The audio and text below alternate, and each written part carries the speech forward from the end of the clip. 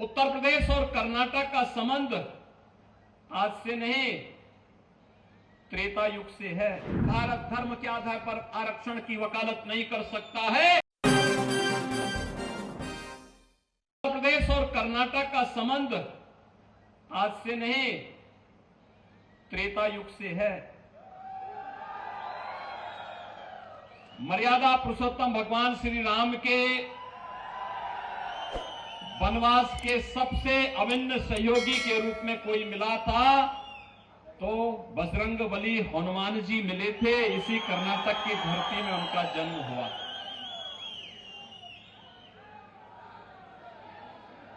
और इसीलिए आप देखते होंगे ये मित्रता कितनी अभिन्न है, कितनी अभिन्न मित्रता है। और ये भक्त और स्वामी का संबंध किस प्रकार से एक दूसरे से जुड़ा हुआ है। दुनिया में जहां कहीं भी भगवान राम का मंदिर होगा वहां हनुमान जी का मंदिर जरूर होगा।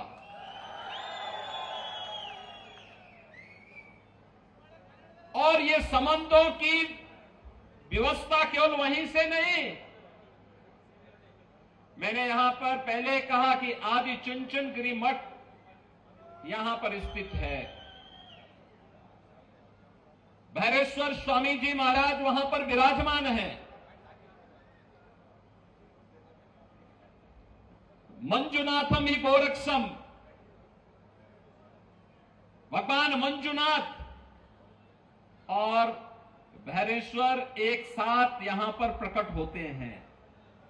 कर्नाटक वही धरती है और उतना ही पुराना संबंध यह उत्तर प्रदेश और कर्नाटक का है। और इसीलिए जब मैं यहां पर आता हूं तो एक आत्मीयता का भाव मेरे मन में पैदा होता है। भाइयों बहनों, आज एक तस्वीर बदली है। हर एक सेक्टर में कुछ न कुछ परिवर्तन हुआ है और वो परिवर्तन आपने देखा होगा कैसे भारत एक कृषि प्रधान, बचपन से सुनते रहे हैं भारत कृषि प्रधान देश है। लेकिन कृषि प्रधान देश ने पिछली हुकूमत ने किया क्या था? पिछली हुकूमत ने हमारे किसानों के लिए क्या किया था? और कर्नाटक तो इसका जीता जागता उदाहरण है। लंबे समय तक यहां के किसानों को आत्महत्या करने के लिए मजबूर होना पड़ा था। यहां की माताएं, यहां की बहनें खेती किसानी में अपना हाथ सहयोग के रूप में लगाती हैं। लेकिन किसान के हाथ में मिलता क्या था? उसे सम्मान नहीं मिला। पहली बार प्रधानमंत्री मोदी जी ने प्रधानमंत्री किसान सम्मान निधि देकर के देश के किसानों का सम्मान किया है।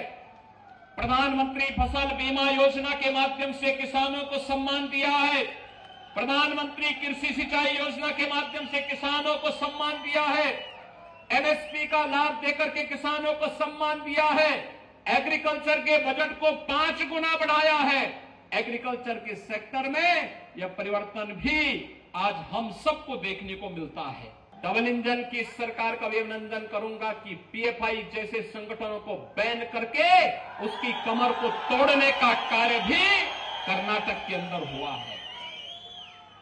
आप सोचिए, एक और डबल इंजन की सरकार जो पीएफआई पे बैन करती है, पीएफआई को बैन करती है, और दूसरी तरफ कांग्रेस जो पीएफआई को तुष्टीकरण करने का कार्य करती है, उन्हें धर्म के आधार पर रिजर्वेशन देने का कार्य करती है। धर्म के आधार पर आरक्षण यह भारत के संविधान के विपरीत है, असंवैधानिक है। हमने अनुसूचित जाति जनजाति के आरक्षण के दायरे को बढ़ाया है, दिव्यांग जनों के आरक्षण के दायरे को बढ़ाया है, अन्य जरूरतमंदों को आरक्षण का लाभ दिया है।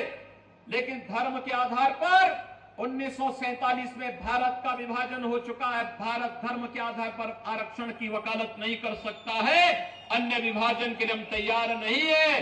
यह भारतीय जनता पार्टी का मानना है, क्योंकि हम सब मानते हैं एक भारत श्रेष्ठ भारत की परिकल्पना ही भारत को आगे बढ़ाएगी। कांग्रेस का फेल्ड इंजन भारत को त्रासदी की ओर लेके जाता है, लेकिन डबल इंजन की भाजपा की सरकार हमें सुरक्षा और समृद्धि के मार्ग पर आगे बढ़ाने का कार्य करती है।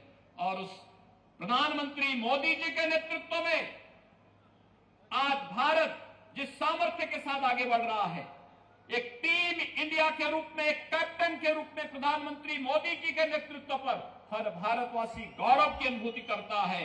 उस गौरव की अनुभूति के साथ जोड़ने के लिए मैं आपका आह्वान करने के लिए आया हूं।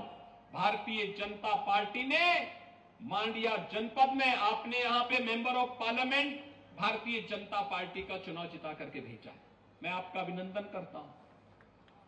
आपने एमएलए के रूप में भी यहां शुरुआत की थी और अब मैं आया हूं यहां पर इन सभी सीटों पर कमल चुनाव चिन्ह को खिला दीजिए, कमल के सिंबल को एक बार चुनाव जिता करके भेज दीजिए। भाइयों बहनों, मांड्या अपनी समृद्धि के लिए विख्यात था, धन धान्य के लिए समृद्ध था, कृषि के लिए, वानिकी के लिए विख्यात था। फिर से मांड्या के इस गौरव को पुनर्स्थापित करना है, कर्नाटक के इस गौरव को फिर से स्थापित करना है। कर्नाटक विकास की दूरी के साथ देश को जिस प्रकार से एक स्पीड देता है, उस स्पीड के साथ हम सब जुड़ करके कार्य करेंगे। और अंत में मैं आप सबसे अपील करने के लिए आया हूं, आप यहां पर डबल इंजन की सरकार फिर से लाने में मदद करिए।